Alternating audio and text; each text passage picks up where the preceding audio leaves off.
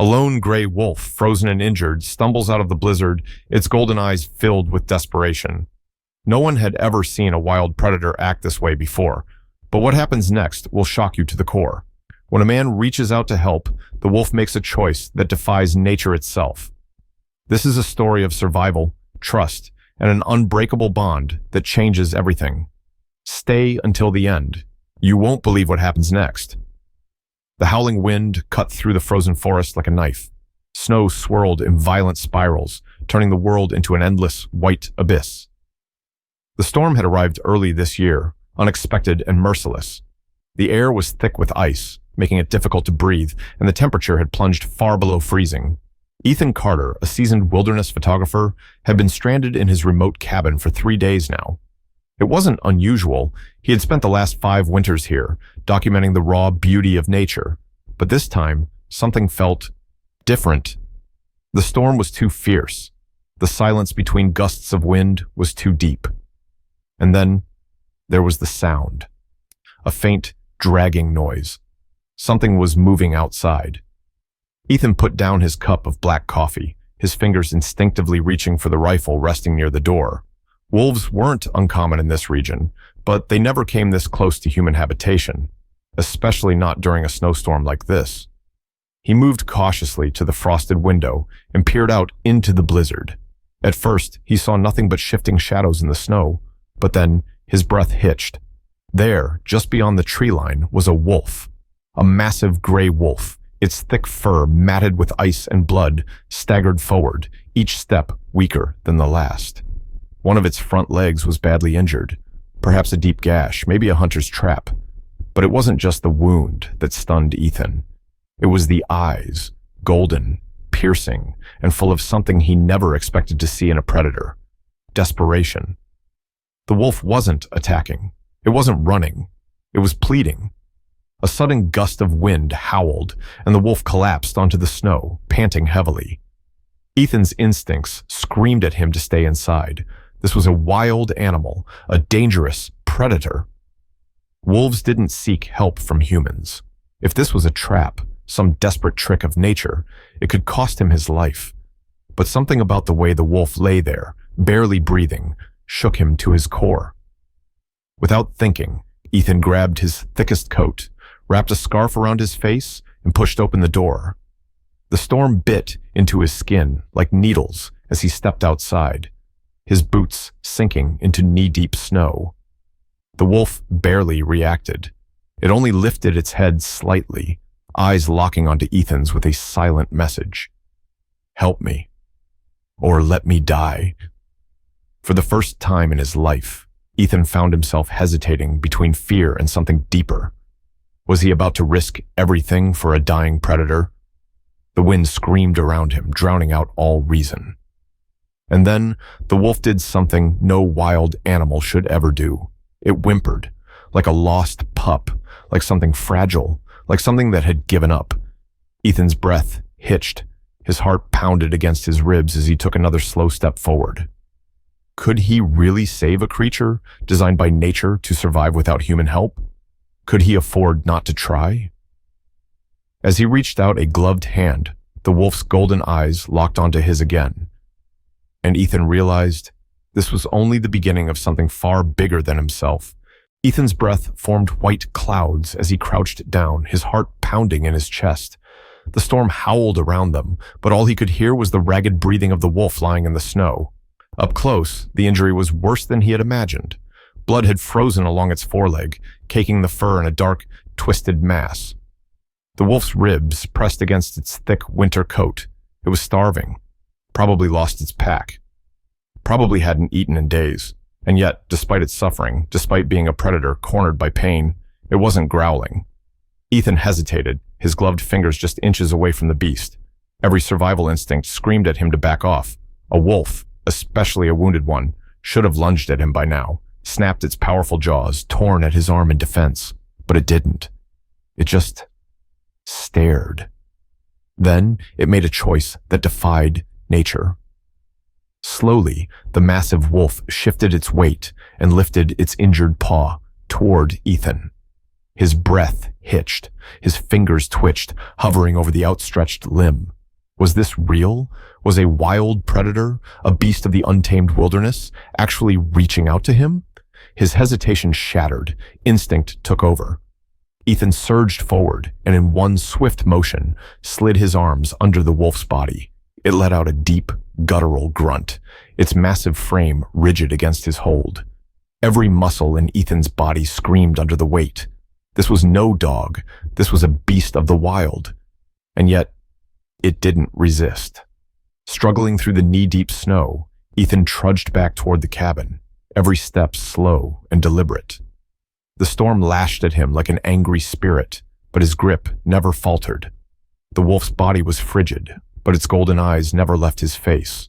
It was watching him, studying him, judging him. Finally, he reached the wooden steps of his porch. The wind had already buried them in fresh snow, and he nearly lost his footing. Gritting his teeth, he pulled the wolf closer and kicked the door open with his boot. The warmth of the cabin hit them like a wave. Ethan stumbled inside, slamming the door shut behind him. The sudden silence felt unnatural after the deafening blizzard. Gently, he lowered the wolf onto an old, worn-out rug by the fireplace. It let out a low groan, its ears twitching, nostrils flaring as it inhaled the scent of wood and smoke. Its fur was damp, streaked with frost and dried blood, but up close, Ethan could see just how majestic the creature was. Scars ran along its muzzle. A torn ear, a survivor. Ethan pulled off his gloves, his fingers shaking. Not from the cold, but from the weight of what he had just done. He had brought a wild wolf into his home. He didn't know if he was a fool or just desperate for something he couldn't quite explain. The wolf shifted slightly, eyes never leaving him. Ethan could feel its gaze boring into his soul, as if trying to understand what kind of man risked his life for a predator. With steady hands, he grabbed his first aid kit from a nearby shelf. This was the moment of truth. Would the wolf let him help? Would it allow him to touch the wound?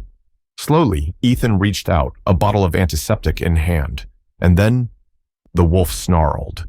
Not a full attack, not an immediate bite, but a warning. A deep, guttural growl, low in its throat. A reminder that, wounded or not, this was still a creature of the wild. Ethan froze, heart hammering. The golden eyes flickered between pain and caution. The beast was afraid. "Easy," Ethan whispered, his voice steady, calm.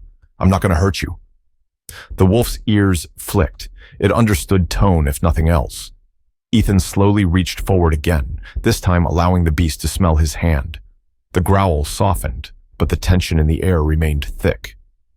And then, with a heavy sigh, the wolf did something that took Ethan's breath away. It closed its eyes, not fully, just for a brief second, a flicker of exhausted trust. And that's when Ethan knew. This was no ordinary wolf. Something had brought it here. Something had forced it to abandon its instincts, to turn toward a human for help. And Ethan was about to find out why. The storm raged outside, but inside the cabin, the world had gone eerily still. The only sound was the steady crackling of the fire, casting flickering shadows across the wooden walls. Ethan sat cross-legged beside the wounded wolf, his hands hovering uncertainly over the first aid kit. The antiseptic bottle felt cold in his grip. He knew that a single wrong move could cost him a bite, or worse. The wolf's golden eyes were locked onto him, unblinking, analyzing. The way it had closed its eyes earlier, that brief moment of surrender, stuck with Ethan. It was as if the wolf had made a choice, a silent agreement. "I'll let you help me." Ethan exhaled slowly and set the antiseptic aside, rushing this would be a mistake. Instead, he reached for a clean cloth, dipped it into warm water from a kettle near the fire, and carefully extended his hand. The wolf flinched. A deep rumble formed in its throat, but it didn't move away. Ethan swallowed. He had never been this close to a predator before, never seen one this vulnerable. With slow, deliberate movements, he pressed the damp cloth against the frozen blood near the wound. The wolf tensed, but didn't lash out. Ethan worked methodically, cleaning the gash along the foreleg. It was deep, but not life-threatening. A clean cut, possibly from a trap. The thought made his jaw tighten. Who would leave a trap out here, and why was this wolf alone? The realization hit him hard. Wolves didn't survive alone unless something had gone terribly wrong.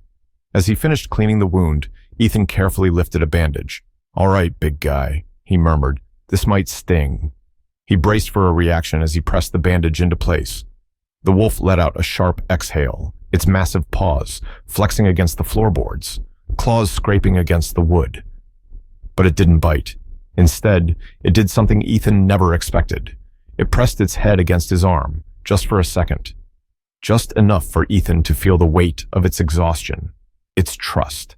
His throat tightened. This wolf had been through something terrible. Ethan sat back, exhaling deeply.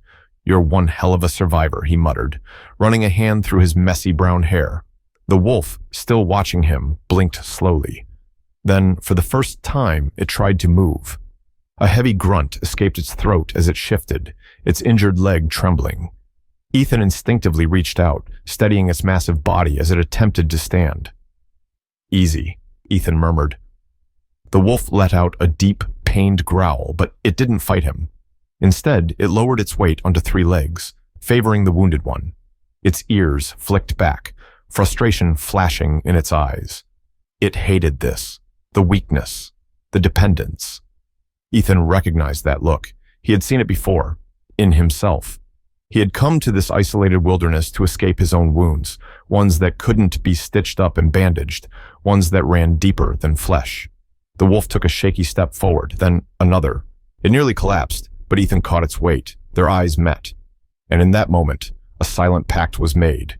Ethan would help the wolf survive, and in return, the wolf would reveal why it had come to him. The storm outside screamed against the cabin walls, but inside, in the dim glow of firelight, something far more powerful stirred. Neither of them knew it yet, but this was only the beginning. And soon, Ethan would learn that this wolf was not alone. The storm had passed by morning, leaving behind an eerie silence. The landscape outside the cabin was a vast, untouched blanket of white, stretching endlessly into the tree line. The world looked peaceful, but Ethan knew better. The wolf was awake now, its massive frame curled near the fireplace.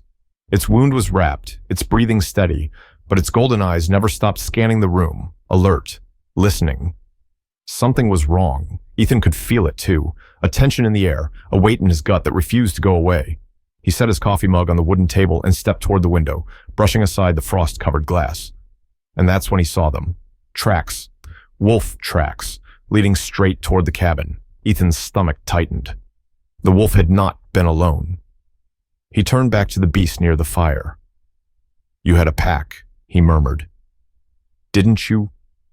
The wolf didn't move, didn't react. But Ethan wasn't asking. He already knew the answer. His fingers instinctively reached for his rifle, not because he wanted to use it, but because something was coming. He could feel it.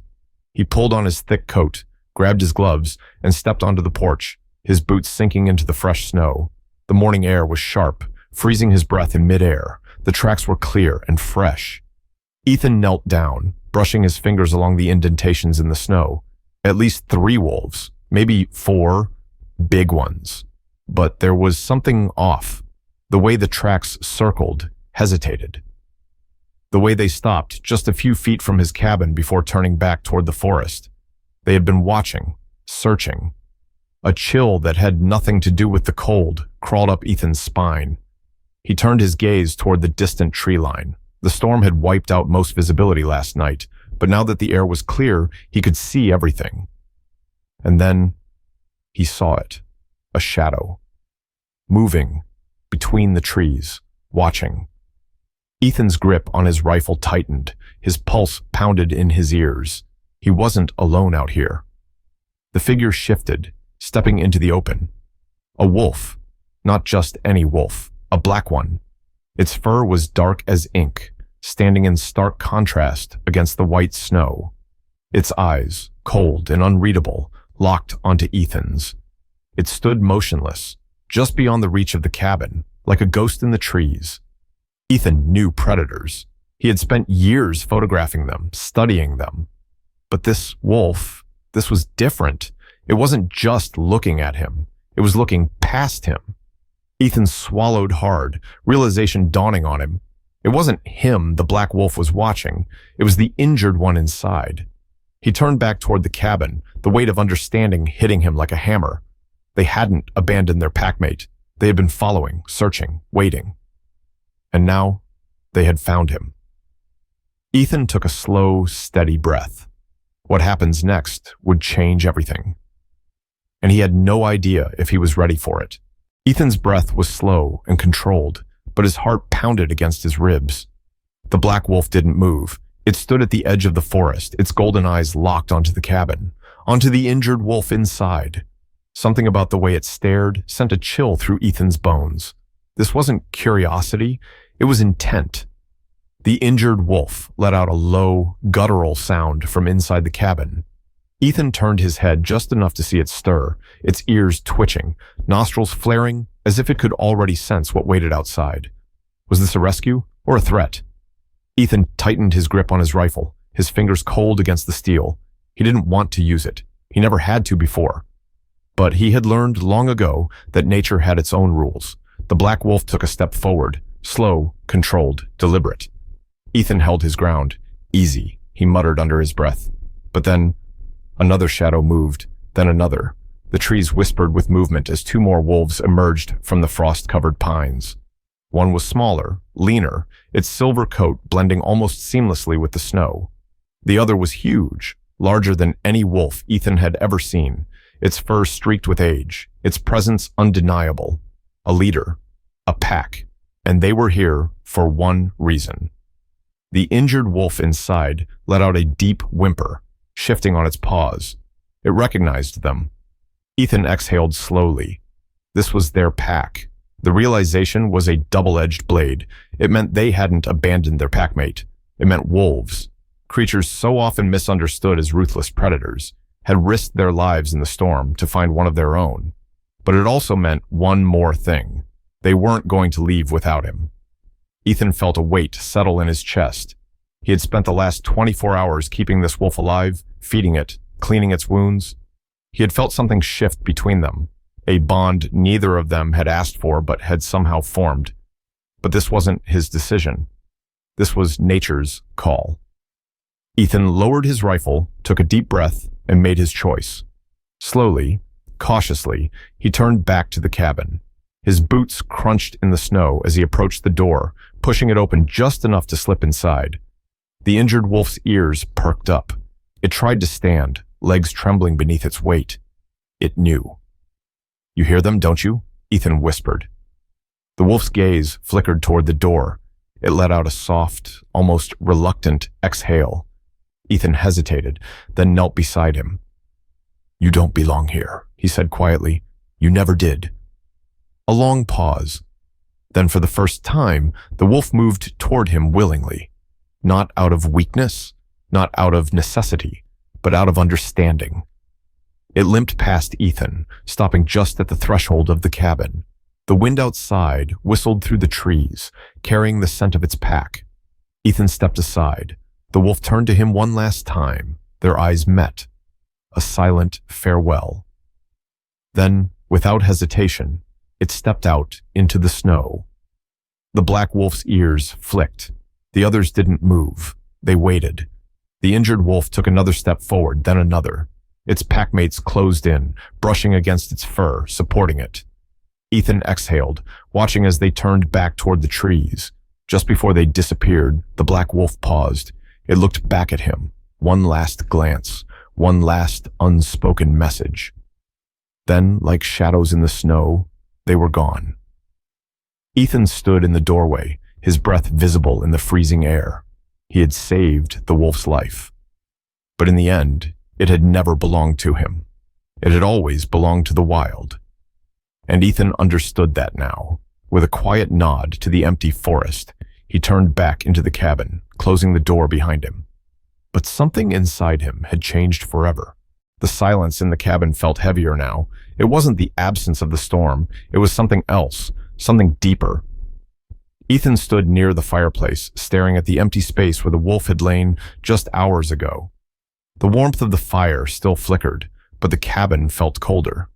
He had done the right thing. He knew that. And yet, why did it feel like he had lost something? Outside, the tracks were already vanishing beneath the fresh snowfall. The pack had moved on, disappearing into the wilderness where they belonged. Ethan had spent years alone in these mountains, choosing solitude over the weight of human connection.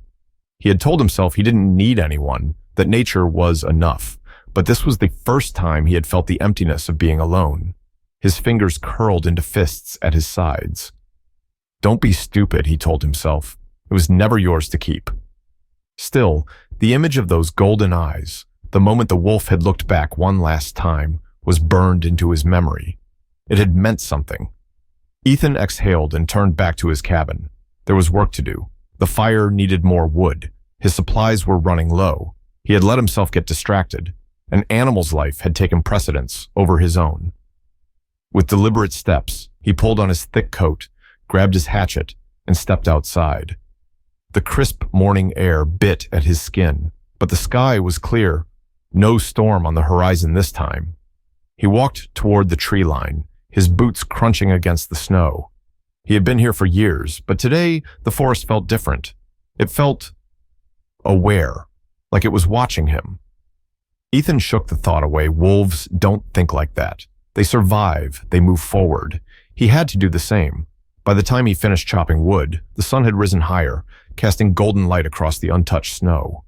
He was about to turn back when something caught his eye, a single set of tracks, fresh. Not from a pack, not from a human, from a wolf. Ethan's pulse quickened. The tracks led from the tree line back toward the cabin. His grip tightened on the hatchet as he followed the trail, his breath slow and measured. The path curved around the side of the cabin, and then it stopped, right at his porch, right where the wolf had stood the night before. Ethan's chest tightened. He scanned the tree line, his heart pounding in his ears. Nothing moved. No shadows, no howling in the distance. But somehow, he knew. The wolf had returned, even if just for a moment, even if only to watch him. The understanding settled deep in his bones. Their story wasn't over. Not yet. Ethan exhaled slowly and stepped back inside, leaving the door open just a little longer than usual before closing it behind him, just in case. Because some bonds, even the ones between man and beast, never truly break. If this story touched your heart, don't forget to like this video, subscribe to the channel, and turn on notifications for more incredible stories of survival, trust, and the unbreakable bond between man and nature.